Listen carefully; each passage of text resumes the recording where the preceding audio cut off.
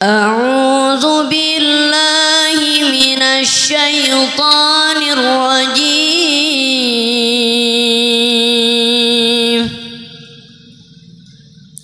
بسم الله الرحمن الرحيم.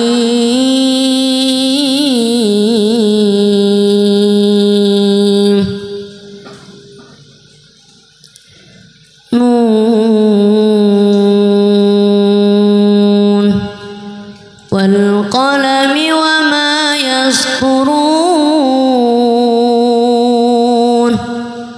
ما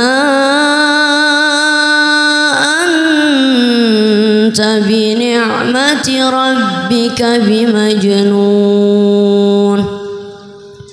وإن لك لأجرا غير ممنون.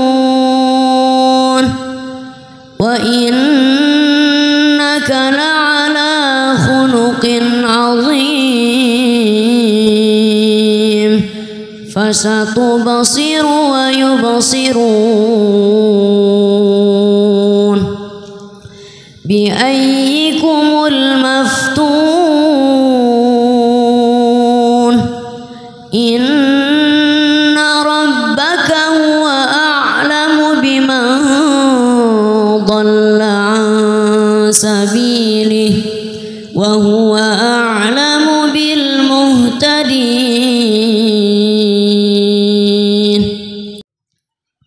بسم الله الرحمن الرحيم. السلام عليكم ورحمة الله وبركاته. الحمد لله رب العالمين الفتاح العليم الذي أرشد من اصطفاه من عباده للتعلم والتعليم وجعل العلم سبب النجاة والفوز بالزلفى عند الملك العظيم. اللهم صل على سيدنا محمد صلاة توفقنا بها لإخلاص النية وتنصر وترفع بها شعار من سار على سبيل الإصلاح وتنجح بها لكل منا مطلبه ومناه وتجعلنا بها ممن عليك توكل وإليك أناب وعلى آله وصحبه وسلم.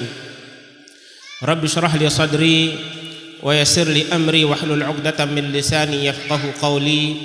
اللهم لا سهل إلا ما جعلته سهلا وأنت تجعل الحزن سهلا إذا شئت. في البداية يسعدني أن أرحب بقدوم فضيلة الشيخ صالح بن محمد الفقير اليمني في رحاب هذه المدرسة وبين أبناء طلابنا. حللتم أهلا ووطئتم سهلا. Kami datang, kata beliau, karena Allah Subhanahu wa taala dan untuk Allah Subhanahu wa taala. Mudah-mudahan Allah Subhanahu wa taala memberikan keberkahan untuk kita semuanya. فأنتم أيها الطلاب والطالبات في هذا المعهد المبارك تدرسون وتتعلمون أفضل العلوم عند الله وهو علم القرآن الكريم. Wahai para santriwan dan santriwati, ketahuilah bahwasanya pada saat ini kita sedang menuntut ilmu yang paling utama, yaitu ilmunya Allah Subhanahu wa taala dan ilmunya Rasulullah sallallahu alaihi wasallam. وهو دراسة وتعلم القرآن الكريم. Yaitu ilmu tentang Al-Qur'an Al-Karim. لذلك جعل الله سبحانه وتعالى سيدنا جبريل أفضل الملائكة. لماذا؟ لأن الله أنزل عليه القرآن. Kenapa Allah Subhanahu wa taala menjadikan malaikat Jibril sebagai malaikat yang paling utama, yang paling baik? Karena Allah Subhanahu wa taala memberikan wahyu kepada Sayyidina Muhammad melalui perantara malaikat Jibril. وسيدنا محمد صلى الله عليه وسلم أفضل الأنبياء لأن جبريل أنزل عليه القرآن. Kenapa Sayyidina Muhammad sallallahu alaihi wasallam menjadi nabi yang paling afdal? Karena diturunkan untuknya Al-Qur'an melalui malaikat Jibril. وأمة النبي محمد أفضل الأمم لأن الله أنزل عليها القرآن الكريم. Dan umat Nabi Muhammad sallallahu alaihi wasallam menjadi umat yang paling baik karena Allah Subhanahu wa taala menurunkan untuknya Al-Qur'an melalui perantara malaikat Jibril untuk Nabi Muhammad sallallahu alaihi wasallam. فإذا تريد أيها الطالب أيها الطالبة أن يكون قلبك أفضل القلوب عند الله افتح قلبك للقرآن الكريم. Maka jika kita ingin hati kita menjadi hati yang paling baik, maka buka hati kita dan gantungkan, pautkan yang kuat terhadap Al-Qur'an Al-Karim. أنتم في نعمة عظيمة في هذا المعهد المبارك. من الصباح إلى الليل أنتم تتدارسون القرآن القرآن القرآن. ما أجمل هذا الوقت المبارك. الحمد لله. Maka kita bersyukur kepada Allah Subhanahu wa taala, kita ditakdirkan menjadi orang yang disibukkan dengan Al-Qur'an dari pagi sampai malam kita belajar tentang Al-Qur'an. Maka harus kita mengucapkan bersyukur alhamdulillah. أتعلمون من هم أفضل من في الأرض كلهم؟ Apakah kalian ketahui siapa yang paling afdal di seluruh dunia ini? أهل القرآن هم أفضل مخلوقات الله في الأرض. Ahli Al-Qur'an adalah makhluk yang paling afdal di dunia ini. قال النبي صلى الله عليه وآله وصحبه وسلم خيركم أفضلكم خيركم من تعلم القرآن وعلمه. أفضل من في الكون. Sebagaimana sabda Nabi sallallahu alaihi wasallam, yang paling baik, yang paling utama di antara kalian adalah orang yang belajar tentang Al-Qur'an tersebut. لذلك اجتهدوا همتكم في حفظ القرآن الكريم، في أدبكم مع القرآن الكريم يفتح الله عليكم العلوم الأخرى.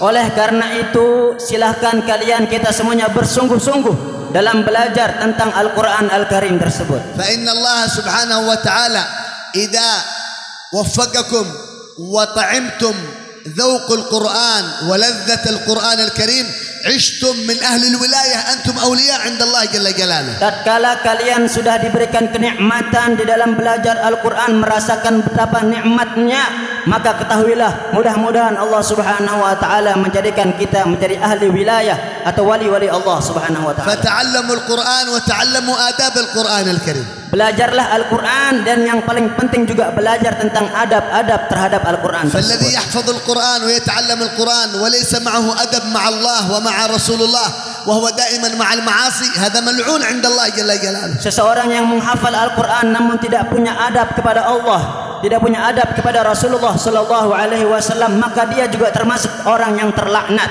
قال صلى الله عليه وآله وصحبه وسلم رب قارئ للقرآن وقرآنه يلعنه والعياذ بالله. Sebagaimana sabda Nabi sallallahu alaihi wasallam, betapa banyak orang yang membaca Al-Qur'an tersebut tapi malah Al-Qur'an melaknatnya.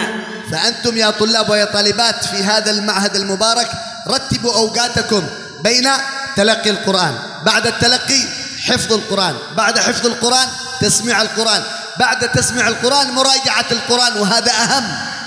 Maka oleh karena itu, silahkan kalian kita semuanya tertibkan waktu kita, kata beliau, mulai dari talaqi Al-Quran, lalu kemudian menghafalnya, lalu kemudian menyetornya, dan yang paling penting juga memurajaah hafalan tersebut. فالإنسان أو الطالب أو الطالبة الذي يحفظ القرآن ولا يراجع القرآن يذهب عليه القرآن ولا يراجع القرآن وينسى القرآن والعياذ بالله. Maka seseorang yang telah menghafal Al-Quran namun tidak memurajaah Al-Quran, maka niscaya hafalan yang dia telah hafal tersebut akan hilang. 4 أسباب تجعلكم تحفظون القرآن بسرعة.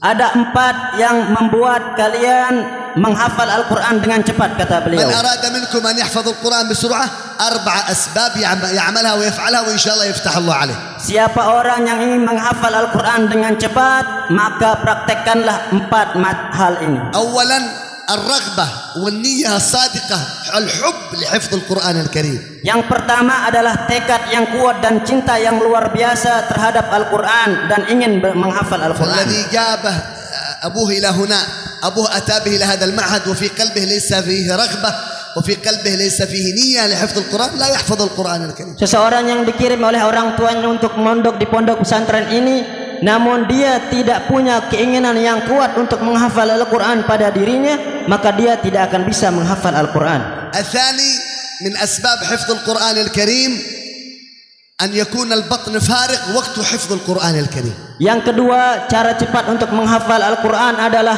mengkosongkan perut ketika menghafal Al-Quran.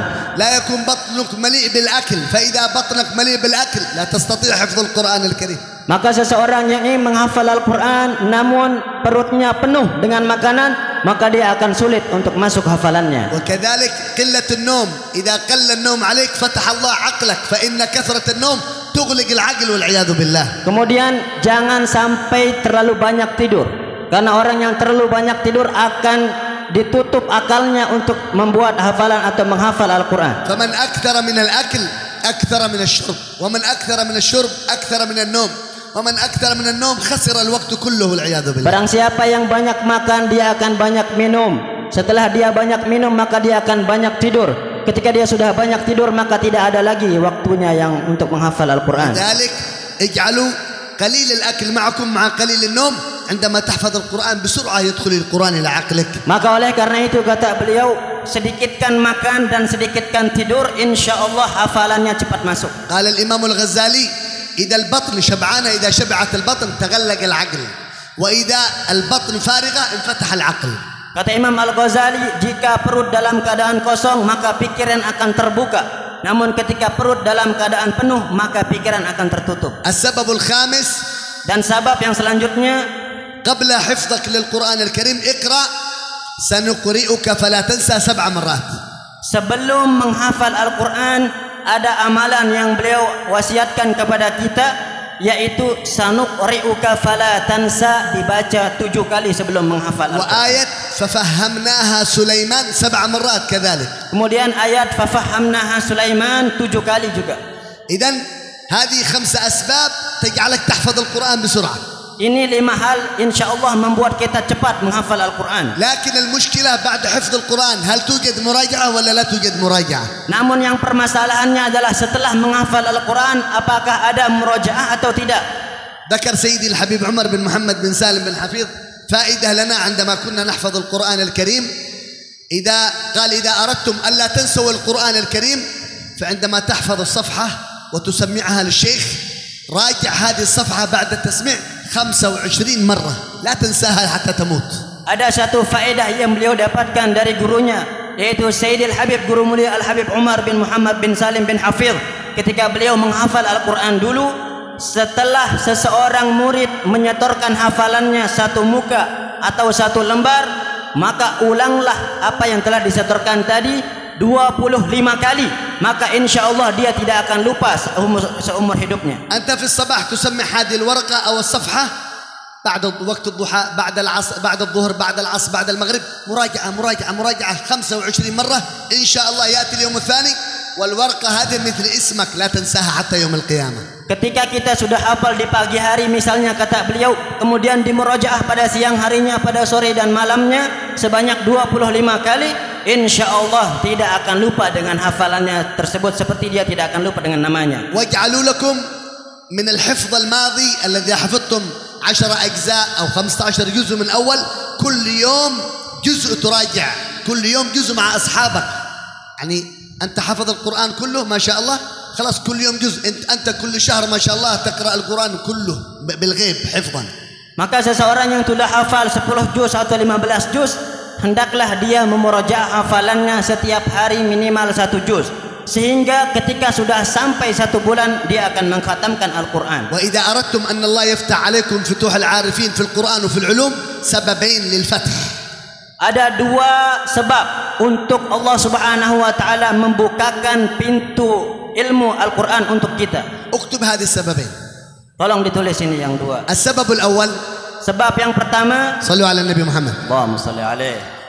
سببين هي سبب الفتح أن الله يفتح عليكم فتوح العارفين. Ada dua sebab yang menyebabkan kita insyaallah dibukakan pintu ilmu oleh Allah Subhanahu wa taala. السبب الأول الأدب مع المشايخ، الأدب مع الشيخ، الأدب مع الأستاذ، الأدب مع الأستاذة، الأدب مع المربية لكن أيها الطالبات، أدب احترام قلبي وظاهر وباطن. Yang pertama, kata beliau, beradab, berakhlak kepada guru kita, baik guru kita yang laki-laki ataupun ustazah. Beradab secara zahir di depan beliau, beradab secara batin, beradab keseluruhannya, beradab untuk guru kita. لا يدخل في قلبك أيها الطالبة أيها الطالب سوء ظن على أستاذك على شيخك، انتبه هذا كله مصيبة كبرى. Jangan sampai ada masuk ke dalam hati seorang santri ataupun santriwati tersebut suudzon terhadap gurunya, karena ini musibah yang paling besar, kata beliau. كن على يقين أن الشيخ والأستاذ أو الشيخة والأستاذة معكن أيها الطالبات هو خليفة النبي في هذا المعهد. Yakinlah bahwasanya guru-guru kita ini merupakan warisan Nabi Muhammad sallallahu alaihi wasallam di tengah umat ini. هذا السبب الأول. Ini sebab yang pertama. السبب الثاني Yang kedua, إذا أردتم أن الله يبارك لكم في العلم ويفتح عليكم بسرعة الفتح المطلق، jika kalian ingin diberikan keberkahan secara cepat oleh Allah Subhanahu wa taala, الفقير ألفت كتاب اسمه من الأدب النبوي، فيه 30 أدب من أدب النبي محمد صلى الله عليه وسلم. beliau mengarang sebuah kitab yang bernama Minal Adabin Nabawi sallallahu alaihi wasallam.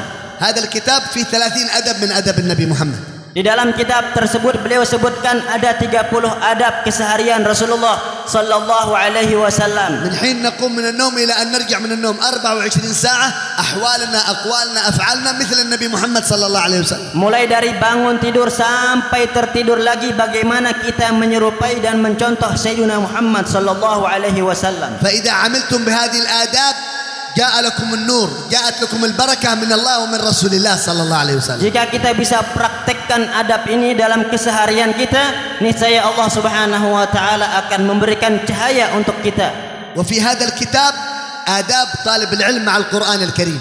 Di dalam kitab tersebut beliau menyebutkan juga adab-adab akhlak seorang penuntut ilmu dengan Al-Quran Al-Karim. آداب طالب العلم وطالبة العلم مع الكتاب، كتاب العلم. Adab seorang santri ataupun santriwati tersebut kepada kitab-kitab. آداب طالب العلم والمريد مع الشيخ. Adab seorang anak, seorang murid bersama gurunya. آداب الصلاة، آداب الأذان، آداب الوضوء، آداب اللباس، كل هذه الآداب موجودة في هذا الكتاب. Beliau juga sebutkan adab salat, adab azan dan adab-adab yang lainnya tersebut di dalam kitab yang beliau karang tersebut. إن شاء الله أستاذ محمد سرور يطلع على هذا الكتاب إن شاء الله إذا كان مناسب لكم أيها الطلاب والطالبات، وهو من آداب بسيطة جميلة جمعتها لكم مترجمة باللغة الإندونيسية، فقط الطالب يقرأ ويفهم كيف كان النبي يعمل صلى الله عليه وآله وصحبه وسلم. Insyaallah jika memungkinkan diajarkan kitab tersebut, kitab tentang adab-adab keseharian Rasulullah sallallahu alaihi wasallam, dan alhamdulillah sudah diterjemahkan ke dalam bahasa Indonesia. الذي يرغب منكم في أخذ هذا الكتاب إن شاء الله يتواصل مع أستاذ محمد سرور، وأستاذ محمد إن شاء الله يتواصل مع أستاذ جهاد وأستاذ زكي، إن شاء الله الكتاب موجود الحمد لله. Dan yang ingin memiliki kitab tersebut bisa menghubungi kami. لذلك إذا عملنا بهذه الآداب أحبنا النبي محمد وحشرنا الله يوم القيامة مع النبي محمد. Dan barang siapa yang mempraktekkan adab-adab tersebut, niscaya dia cinta kepada Rasulullah dan nanti di hari kiamat akan dikumpulkan bersamanya. قال صلى الله عليه وآله وصحبه وسلم من أحيا سنتي فقد أحبني ومن أحبني كان معي في الجنة. Dalam hadis Nabi sallallahu alaihi wasallam, siapa orang yang mempraktekkan menghidupkan sunnah-sunnahku itu tandanya dia mencintai aku, dan barang siapa yang mencintai aku nanti aku akan bersamanya di dalam surga. فالذي يأخذ هذا الكتاب نحن نجيز في هذا الكتاب ويقول إن شاء الله قبلنا الإجازة بعد أخذ الكتاب. Diberikan ijazah oleh beliau, maka marilah kita mengucapkan qabilnal ijazah. صلى الله على سيدنا محمد وآله وصحبه وسلم الحمد لله رب العالمين. Demikian yang bisa kami terjemahkan. Assalamualaikum warahmatullahi wabarakatuh.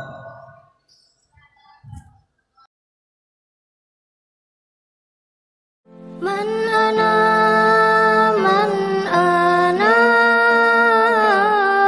أنا كيفما حبكم كيفما